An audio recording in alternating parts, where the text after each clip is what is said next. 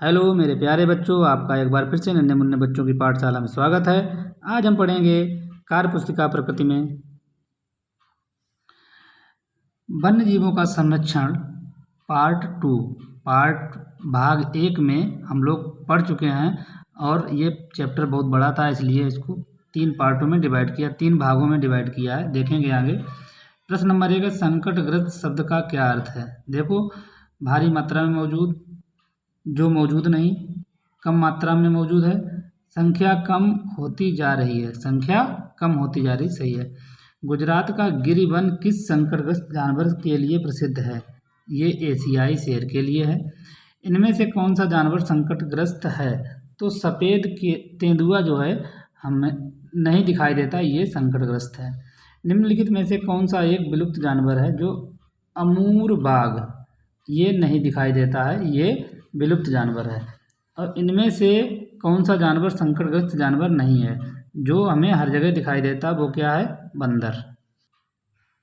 आगे देखेंगे, किन प्राणियों को संकटग्रस्त होने का खतरा है, उन्हें बचाने के लिए हमें क्या क्या उपाय करना चाहिए। जैसे अफ्रीकन हाथी, बाघ, गिद्ध, शेर, गौरैया, शाही, काला हिरन, बारहसिंगा आदि।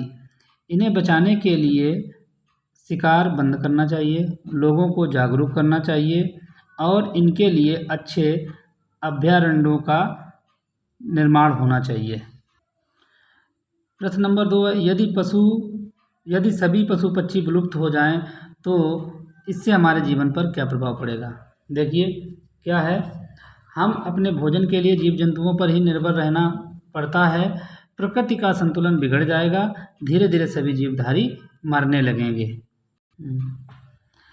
हम सब वन्य जीवों की रक्षा किस प्रकार कर सकते हैं। वन्य जीवों के शिकार को बंद करना होगा, पेड़ पौधों और जंगलों की कटाई बंद करनी होगी, लोगों को प्रकृति के प्रति जागरूक करना होगा। अगला प्रश्न है, संकटग्रस्त प्रजातियों के संरक्षण के लिए हमारे देश में कौन कौन सी योजनाएं चल रही हैं, उनके बारे में बताइए।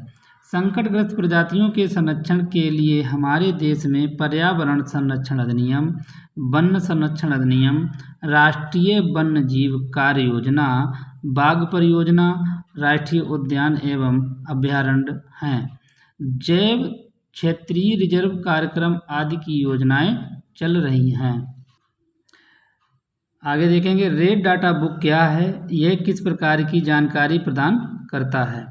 देखो, रेड डाटा बुक एक ऐसी किताब है जो संकटग्रस्त प्रजातियों के बारे में जानकारी देता है।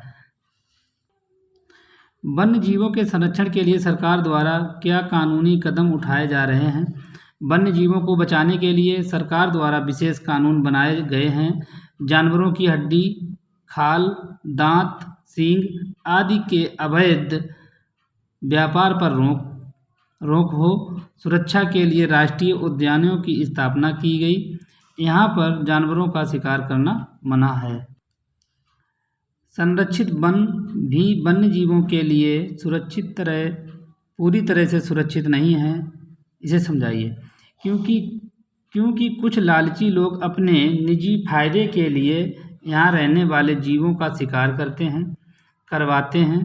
इन क्षेत्रों की भूमि पर मानव अतिक्रमण भी कर रहे हैं, जिससे जानवर और मनुष्य के झगड़े में कई बार जानवरों को मारा जा रहा है।